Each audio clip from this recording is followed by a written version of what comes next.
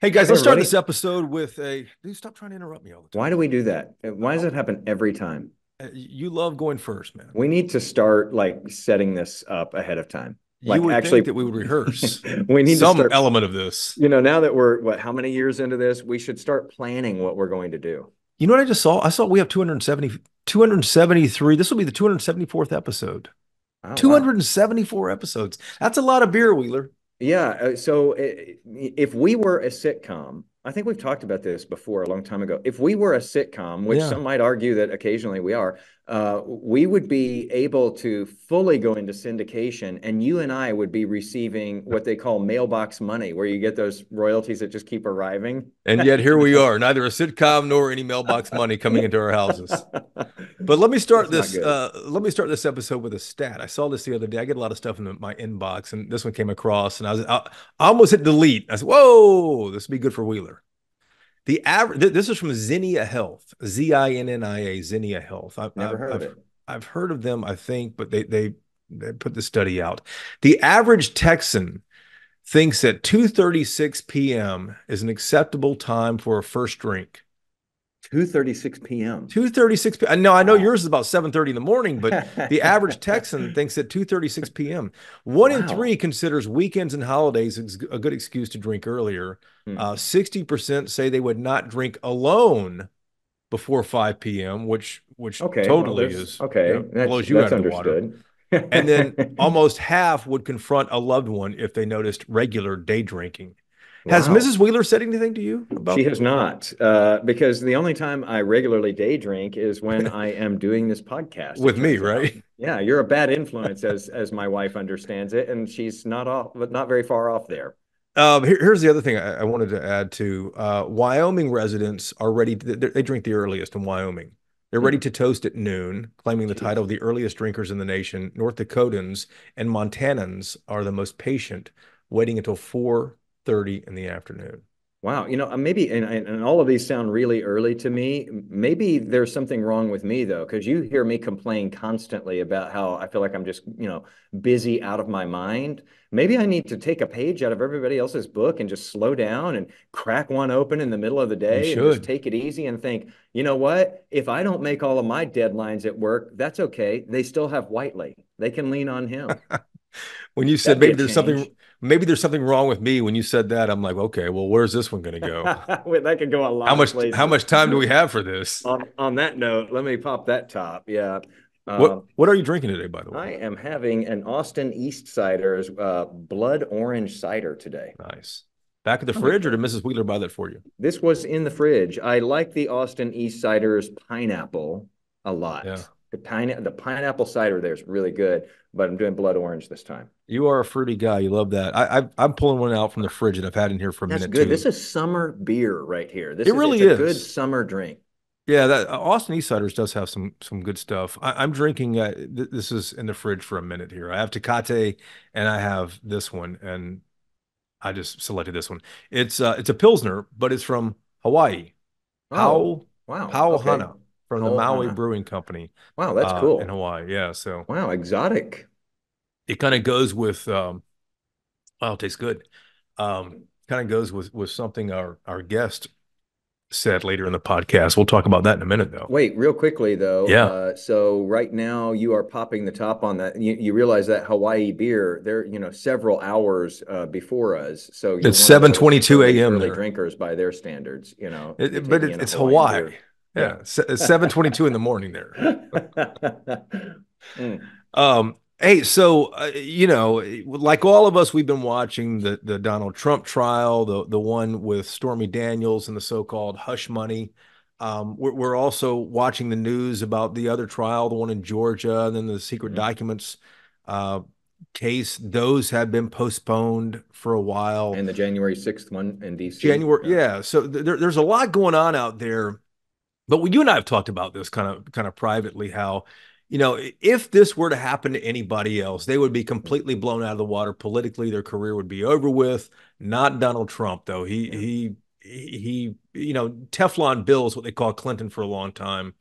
But Trump just completely blows that away. The amount of stuff that voters forgive him for. Yeah, things don't stick. And even though there are groups out there, including the group that we're talking about today, the Lincoln Project, that have tried very hard to stick a lot of different things to him, these things just don't stick with his supporters. Now, here's the thing: they're not trying. Places like the Lincoln Project, they're not going out there and trying to convince everyone in the MAGA movement to abandon Donald Trump and consider him toxic. They have given up on a lot of those voters as far as trying to encourage them or to Yeah. persuade them. They are honing in on a sliver of the electorate. I keep wondering all the time, Jason, as we look at polls and stuff in this election year, who still hasn't decided? I mean, these two candidates who are the presumptive nominees for the major parties have been around forever and a day. They've held office. We know what their policies are. We know what kind of people they are. Like, who's still sitting on the fence? Like, I don't know. If I could just see another ad, it might, push me over the line. But the Lincoln Project has Yeah. actually identified a fair number of people who they believe are totally persuadable in this election, and that's who they're going after. Yeah, several 100,000 people in four specific states. We're going to get into that in a minute. Here's what I like most about this interview. We try to get into strategy a lot. We try to talk about, get people to open up about kind of the mechanics of how politics works and how campaigns work. And sometimes they do. This conversation today in this episode, though, really kind of pulls the curtain back on how all this happens, how it's happened for previous campaigns, and that's what I like so much about it. I cracked up at several points in here. Mm-hmm. Our guest today, let's get right to it. Our guest today, Stuart. Um, I Stevens. almost said Stuart Evans. It's Stuart Stevens. Mm-hmm. He's a senior advisor with the Lincoln Project, but he has a heck of a political resume. He worked with Mitt Romney's campaign. He worked with Rob George W. Bush, I Portman, think. George W. Bush, Roy Blunt in Missouri, Dan Coates in Indiana. You name it, he's worked with a lot of them. He's also into film. He's skied to the North Pole. This is a real renaissance man, but he's really on the inside of the Lincoln Project, kind of at the heart of what they're doing and trying to do. And we called him up and got him on the phone to find out a number of things. But first of all, I think we're most curious about whether this Trump trial in New York that's still going on right now, whether it's going to impact anything. So we start right there, but then we get into politics pretty fast. If you've seen Stuart in other interviews, maybe, sometimes he likes to take a left turn or, go out on a limb on some different things. And we let him in this interview. Yeah, sometimes the turns are where the really interesting stuff Yeah. is. So we will, by all means, let somebody take the wheel and take us on some unexpected turns. So take a listen now. Here's Stuart Stevens. Hey, Stuart, thanks for being here. We got to talk about the criminal trial that's ongoing here. Stormy Daniels back on the stand again as we record this podcast here. But we have a presidential candidate who is in a criminal trial, and he is still a viable candidate, which tells me that this is helping his campaign. It helps the victim mentality that he's been so successful at portraying here. Do you see this continuing if there's a conviction or if he's freed? I would think this would really help him. I have, well, first, I had a going out of business sale of any optimism in the Republican Party.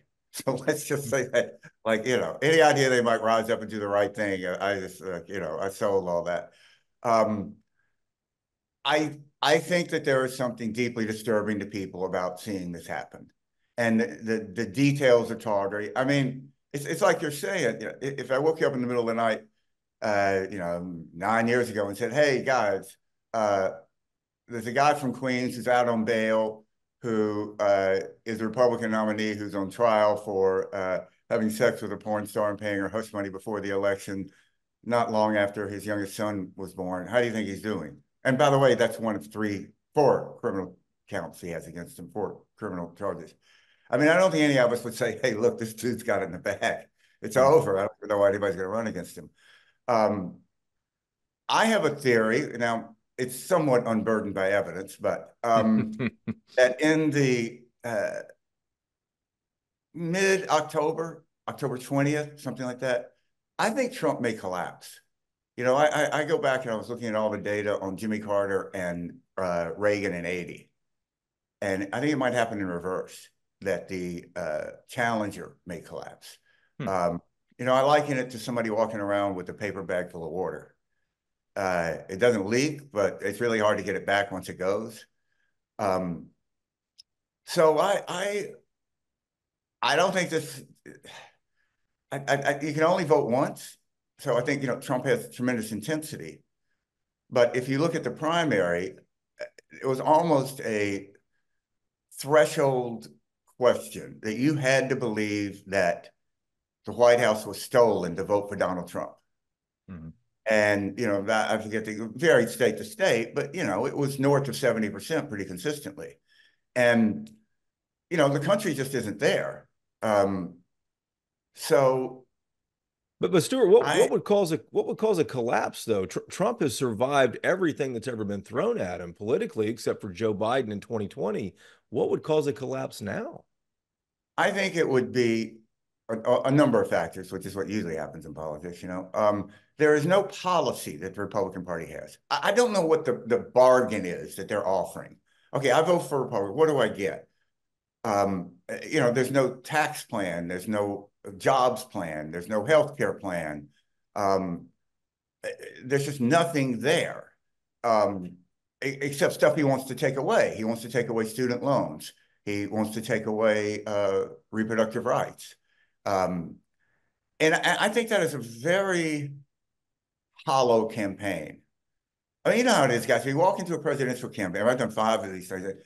There's usually like a part of the headquarters where you're like, who are those people? And they go, well, they're all like Rhodes Scholars and Supreme Court clerks. and they're producing like more paper than the Renaissance, and these binders and these books.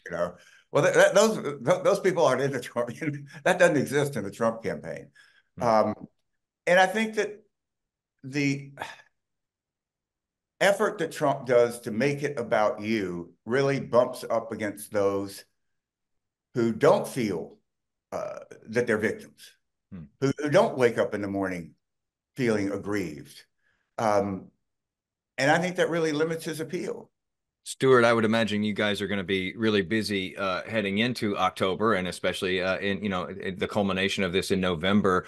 I know in the last presidential cycle, you all spent something like $47 million or so, going against Republicans and promoting Democrats and making it a real stark choice for people. You did all of these hard hitting ads. You guys have continued to do those.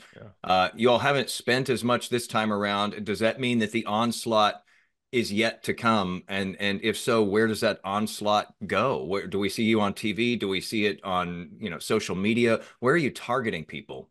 That's a fantastic question. So, in 2020, we talked a lot about what we called Bannon line voters. And that came from the wonderful human being, Steve Bannon, saying that if these guys could get 5 to 6, 7% of Republicans to vote for Biden, there'd be a real problem. So we took that as our mission. And what's unique about the Lincoln Project is these are people we know. I mean, I've done governor's races in all these states or Senate races. These are people we had to appeal to. Since then, we've done a tremendous amount of research into these voters and some very interesting research efforts. And we haven't targeted how many there are in each state. We divide the majority of them. They sort of fell into 2 categories. It's really fast. What we call Dobbs dads and moms.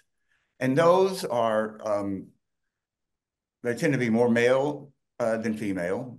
They tend to have a disproportionate number of them tend to have daughters. And a not small number of them would check a box saying that they were pro-life. But they hate the idea of liberties being taken away. They hate the idea that, if their daughter was raped at, 12 years old, that she would have to, she'd be a criminal. And that's repugnant to them. And this other group we call Red Dawn conservatives, after that old movie, remember, about the Soviets invading? Yeah. Wolverines. And these are older voters. They're more Reagan Republicans. And there's a lot about Trump they like. But the idea that we would be on the same side as Putin. It's just so mind-boggling to them that it just, I can't do this.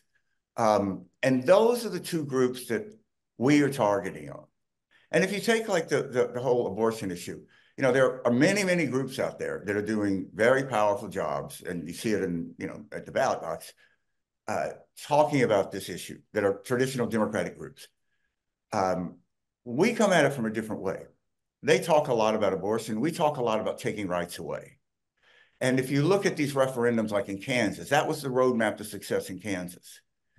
That, once they take this away, they'll take something else away. And there's a weird kind of Venn diagram that people are against this because they think it may affect their Second Amendment rights. They're going to take this away. Why not, we take that away? You know, people like to wake up in the morning and not think about the government, not worry about what mood the president's in. I mean, who wants that? And that's one of the things about Trump. He's just constantly in your face. He demands that you think about it. And that's very tiring and it's exhausting. So those are our voters. Our top four states are Pennsylvania, Arizona, Wisconsin, and Michigan.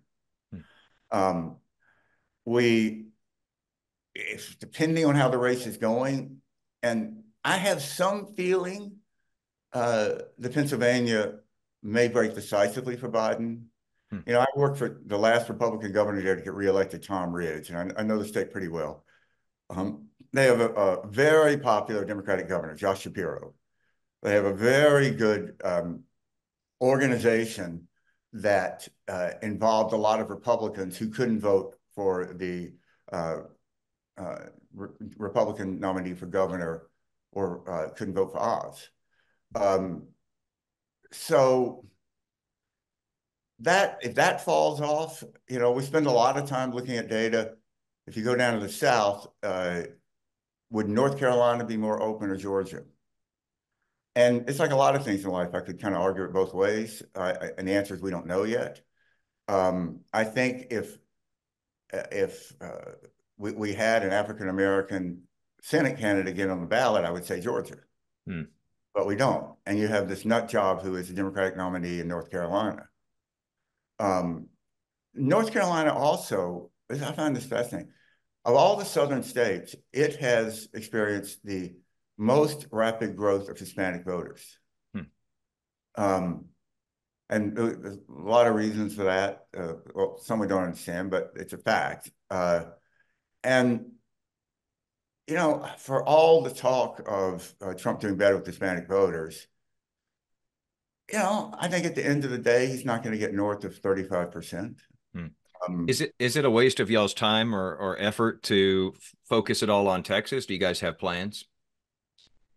Well, as in 2000, when I was doing Bush debate prep, I heard that there was this, world-class college debater working for the campaign, a guy named Ted Cruz.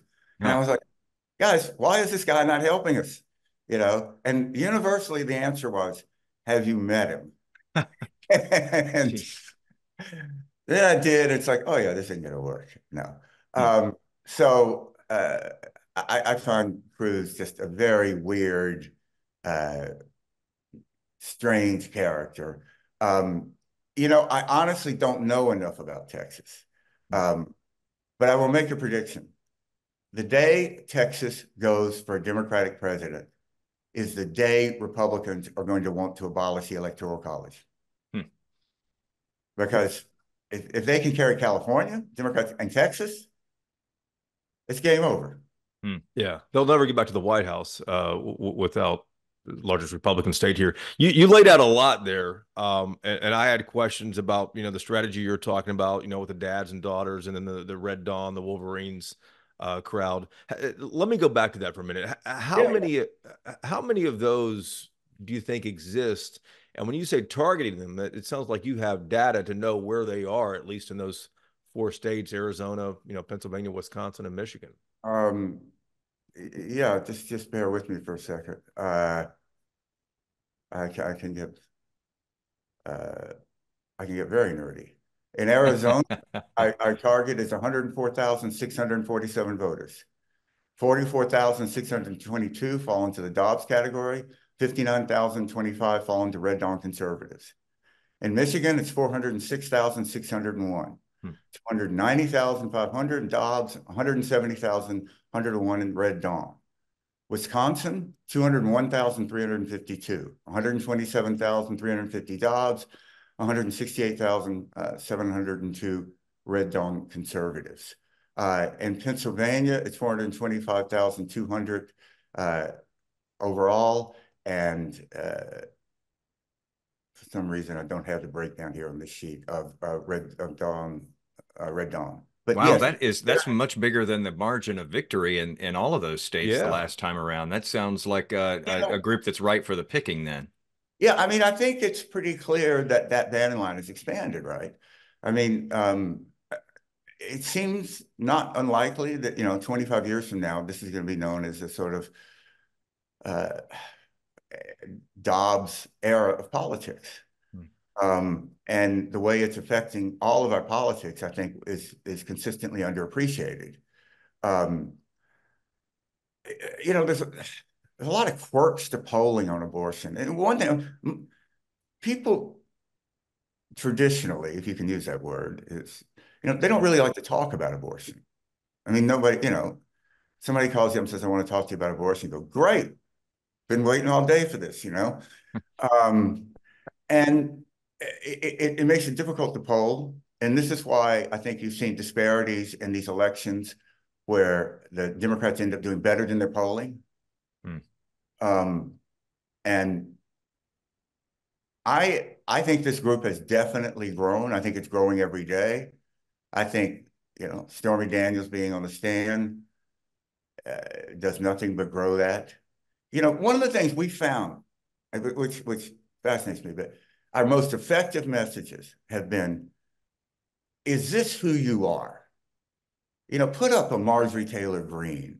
Is it really who you are? You really want to be this angry person who's mad at the world? I mean, you really want to be like the guy in the Camp Auschwitz sweatshirt in the Capitol, some guy with a Confederate flag. Um, and people rebel against that. I mean, they find that repugnant. No, I think Trump, remember in 20 when he made a push to try to scare suburban voters about non-whites or, non-Christians moving into the suburbs. And I think it backfired because, I mean, we know, tons of people that live in the suburbs. And, not all, but I mean, overwhelmingly, I think if they're white and a non-white family moved in next door or a different religion, they would go out of their way to welcome them, to show their kids, this is what we do. I mean, that it's just, that America doesn't really exist anymore. If I ran the Democratic Party, I would wake up, God forbid, but I would wake up every day trying to get in a culture war. Because it seems to me the Republican Party is at war with the modern world. Like how'd that thing go in attacking Nike and Colin Kaepernick? Nike made $9 billion. Hmm. I mean, remember when they were in a fight with NASCAR because NASCAR wanted to did ban the Confederate flag? And so I just woke up, I said, like, how do you get, are you Republicans and you're in a culture war with NASCAR? Like, really? I guess Ron DeSantis is at war with the happiness company? Like, how does that really? Is there It's another? unbelievable. It's unbelievable where we are right now. But let me get back to something that Jason, the other Jason asked here. I like to call him the other Jason since I'm the Jason. We were Um, told to call him that, by the way, Yeah. But you mentioned those four states, Pennsylvania, Arizona, Wisconsin, and Michigan, and the targeted group there. And you said, we'll deal with Texas when Texas gets a little closer, maybe. I think it's kind of what you intimated there. But is that where the Lincoln Project is really going to spend a lot of its time, money, and focus? Those four states, those hundreds Yeah, of thousands of voters you mentioned there between now and yeah. November? Yeah, the Lincoln Project really works on two levels. Um, there is this very specific ballot box, call it, purpose that we have. And, with digital targeting now, the ability to target people and the ability to target areas with geofencing is so precise. I mean, it's sort of frightening, but it is unbelievably efficient. Much more, I grew up buying ads on television, cable. And then, the way we used to buy digital was very crude. We do like search engine stuff, but we couldn't target these voters the way we can now. So we are starting a campaign to reach these voters digitally in waves. We're going to go after women first because there's a lot of data that shows if the preponderance of impact of a female in the household being for a candidate. Uh, and, you can at least try to work that out. But the other impact we have is on national narrative. And, Twitter's a mess and everything, but still, we have an ability to set a narrative in the campaign. I'll give you a perfect example. And, in 2020, and I can say this without any false modesty because I wasn't part of the Lincoln Project at the time. So you remember, 2020 rolled around, they were going into these debates. There was a very legitimate school of thought that the race shouldn't be about Donald Trump. What are you going to say about Donald Trump? Change anybody's mind. I mean, no human on the planet doesn't have an opinion. Elizabeth Warren articulated that very well, the way she does. The Lincoln Project, these guys, they looked at it and go, no, that's wrong. Donald Trump is the first issue, the second issue, the third issue, the first 100 issues. And they said that at a time when Joe Biden was out there losing primaries. And then he, had that sort of miraculous 48-hour turnaround. And his soul of the nation message really blended with the Lincoln Project. I mean, our line was America or Trump. You have to choose. And I think that I would say there's three keys to this election. Biden has to represent the future. And I think he can do that. I mean, both of them are the last president we're going to have born in the shadow of World War II. That's a given. Both are going to be the oldest president. But Biden has policy that is much more focused on the future to help people. He has one of the youngest administrations in history. And Trump is all about the past. I mean, like right now, he's litigating what happened in a hotel room in the past. I mean, there's just this fantasy to return to a world in which it never existed. But poll after poll, especially in these swing states, has shown Donald Trump ahead of Biden. Now, the margins are close in a lot of cases, but they, consistently keep showing him ahead. If you had the ear of President Biden or his campaign team, I mean, you guys hit hard in your ads. Are they hard enough? Are they doing enough? Is there somewhere where they need to switch direction here? You've worked on campaigns. I'll answer that one. Stuart. No, it's not hard enough. The Democrats don't hit hard enough. That's why the Lincoln Project's here. But go ahead, Stuart. You fill in the detail of that. One of the things I realized when I started working for the Lincoln Project is how liberating it was not to have a candidate. Because, if you make an ad calling your opponent a liar and run it, and then, your candidate gets asked by, one of the Jasons, you think your opponent's a liar, you damn well better say yes. So you got a real problem, And we could go out there to, people say, what was the process that you guys did in the Lincoln Project? We didn't have a process. I mean, Rick Wilson and I, we get up in the morning, we decide what to do, we do it, we put it up. We didn't test a thing, we didn't focus group, we didn't have to go before any kind of steering committee, we didn't have to show it to a candidate, their spouse, their uncle. We just put it up. And nobody went to Joe Biden and said, how did you let these lunatics put up a billboard of Ivanka and Jared in Times Square, basically accusing them of murder? We could do it, and Biden wasn't responsible for it. And that, I think Democrats should hit harder. Don't get me wrong. But I will say it is easier for us, which is really what's unique about the Lincoln Project. Most super PACs, if one disappeared, they'd be replaced by another. But our origin story is so unique that we don't belong to a party. We really are, in many ways, a single issue pro-democracy organization. Now, democracy is full of lots of issues. So when you're taking away reproductive freedom, that's an issue for democracy. So I will say this. I think the Biden campaign ran a brilliant campaign in 2020. It is very difficult to beat an incumbent president. I've tried and failed. And here's a little nerdy data point. After Watergate, presidential campaigns got the federal funding.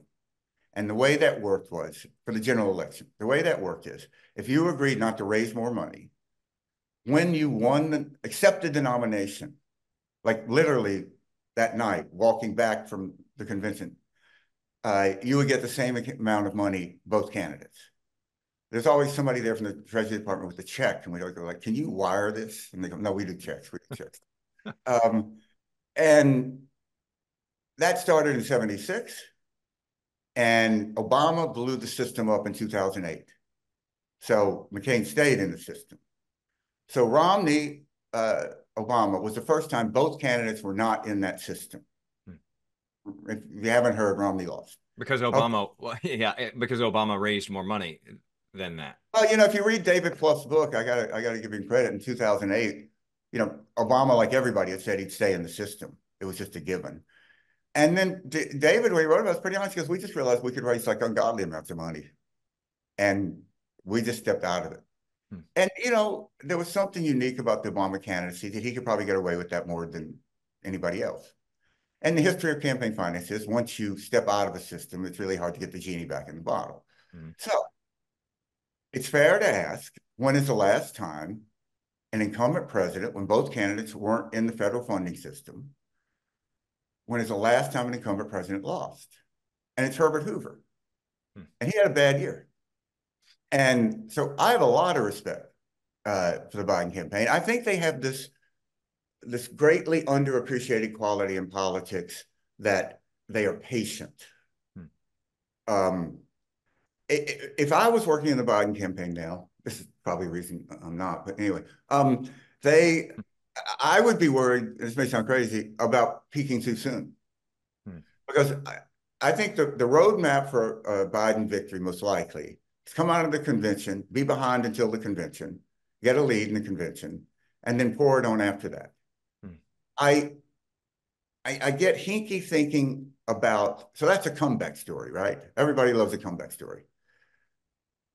I get hinky thinking about that happening twice.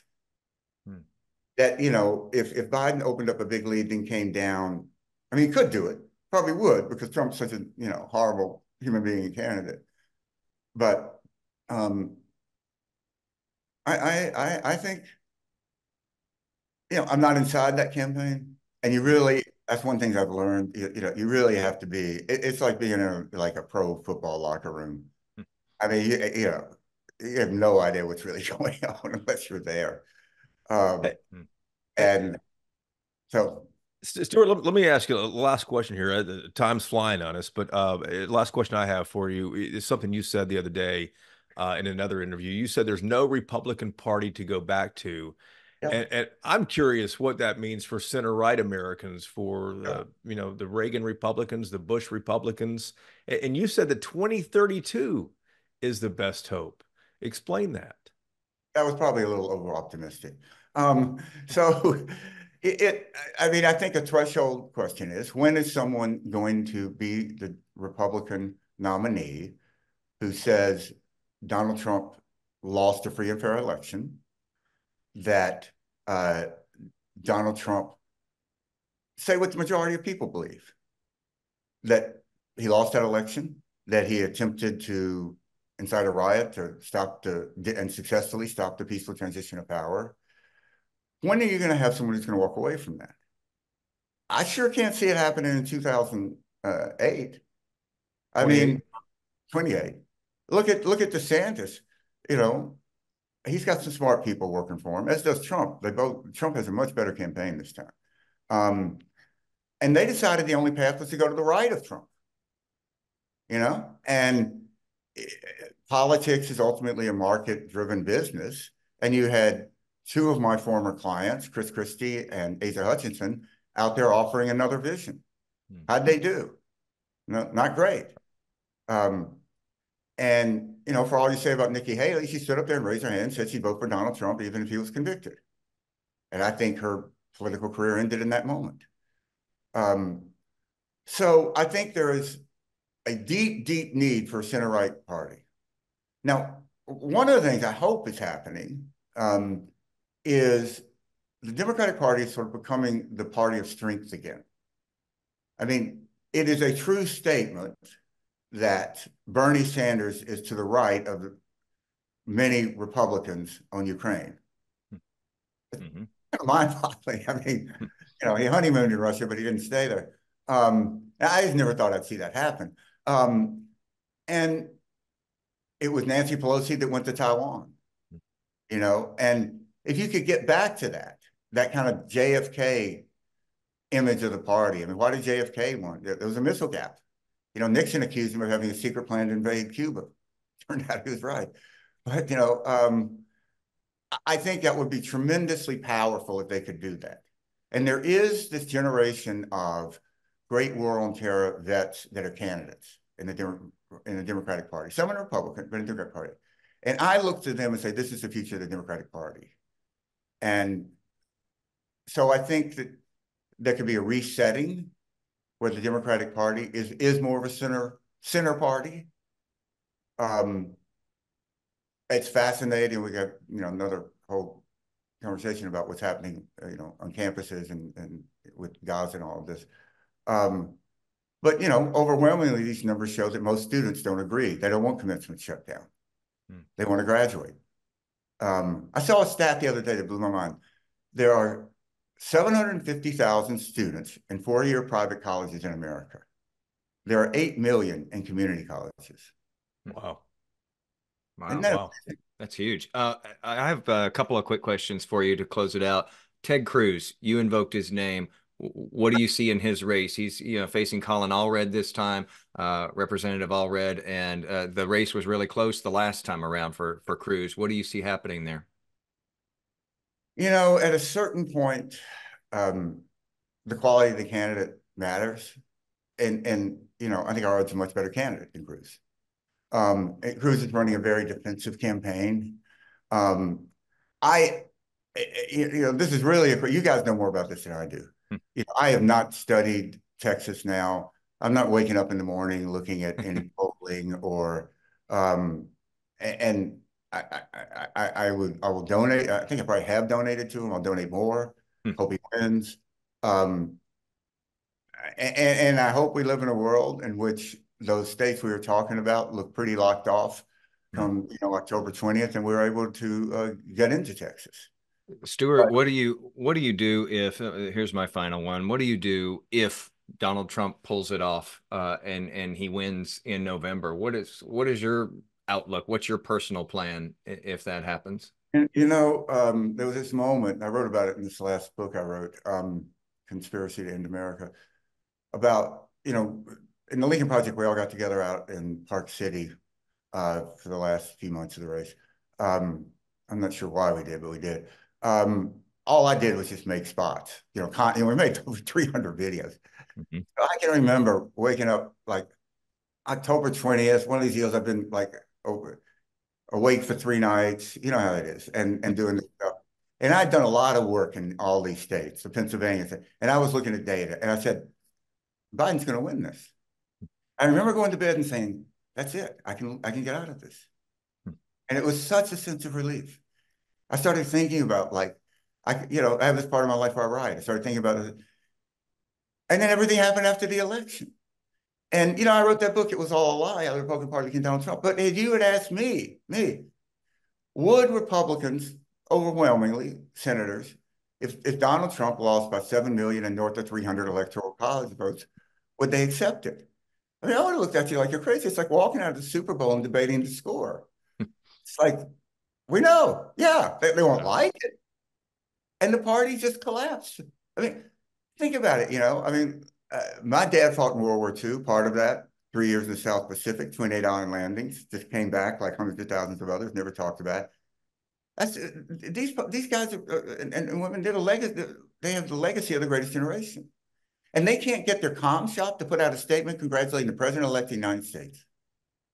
I mean, think about how pathetic that is compared to, it's a pretty low bar, and I think it's a total collapse of the party, and it, on a personal level, it's extraordinarily painful. I mean, when I, wrote It Was All a Lie and went out and started talking about in 2020 the way you do, I remember somebody asked me just the most bland question, like, what do you think happened to the Republican Party? And I found myself just getting very emotional. It was just so personal to me. I mean, I felt like these people had lied to me. I was like the guy working for Bernie Madoff that thought we were beating the market. It's like, what? These were just marketing slogans, character counts, strong on Russia. And, Chris Christie had been a longtime friend and client, did all his races, loved the guy. I can remember standing at Atlanta airport when he endorsed Donald Trump in 2016 and tears came to my eyes. I felt like I was watching somebody overdose. Now he's back. He's in the right place now. But, he did try to help reelect Donald Trump. I mean, Donald Trump tried to kill him with COVID and big debate prep. He waited until January to try to kill Mike Pence. And I don't know. I don't know how it happened. Now, there's some out there, Mitt Romney. But so many of these people that I thought I knew, and, the way of the world, some of them became close friends, I just never would have imagined it. And I don't think we've seen anything like it in American history, just a complete moral collapse of a party. And how do you rebuild that? I think the only way is that Republicans have to be convinced that they will lose with Trumpism. And pain is the only teacher in politics. And when that happens, and you have to beat Republicans over and over and over. And then ultimately, parties tend to do what's in their self-interest. But you need people like Jeff Duncan, the Lieutenant Governor of Georgia, who went out and said, it's easy to say I'm not going to vote for Trump. He went out and said, I'm going to vote for Biden. Which is what Chris Christie has to do. Yeah. Um, You know what we're going to do, Stuart? We're going to call you maybe in October and see if you have one of those moments where it all comes to you and you can predict the winner of the November election. well, listen, if you call and it's an overseas call, you'll know the answer. It's a small country with non-extradition treaty. Oh yeah, dude, like that didn't exactly work out, huh? Like, you might be on a list. Yeah, right. Texas A&M's going to win the SEC and national championship. Didn't quite work out, huh? Yeah, right. Stuart, man, that's great insight. I appreciate the history and the insight into kind of what's going on, and we always appreciate your time, man. Thank you so much for the time. Thanks, guys. Appreciate everything you do. We'll talk again, Stuart. Thank you. Okay, all the best. All right, so it sounds like Stuart is making his plans. Maybe just in case he may end up somewhere overseas, just depending on how things go in November. I will say this: we have done a lot of podcasts, Jason, leading into this election year, and we've talked with rock-ribbed Republicans who haven't pushed the party away as Stuart Stevens has, and even they say yeah, I've got some plans just in case things get a little wild or crazy after this election. They'll tell us that off mic. So Stuart's not the only one who's sort of toying around with ideas of what happens if. And you think that this is alarmist and like, oh well, if these guys are going to take off if so and so wins.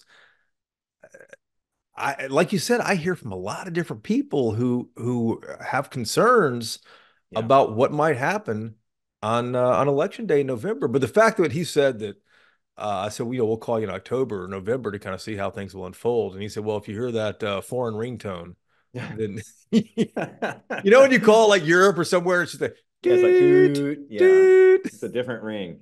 It's that's going to be interesting, and we really should try him again in October. And I am curious to see. There are no fans of Ted Cruz there at the Lincoln Project, and if you're familiar, if you haven't watched some of the Lincoln Project's ads, they're worth checking out, regardless of what your political affiliations or stripes are.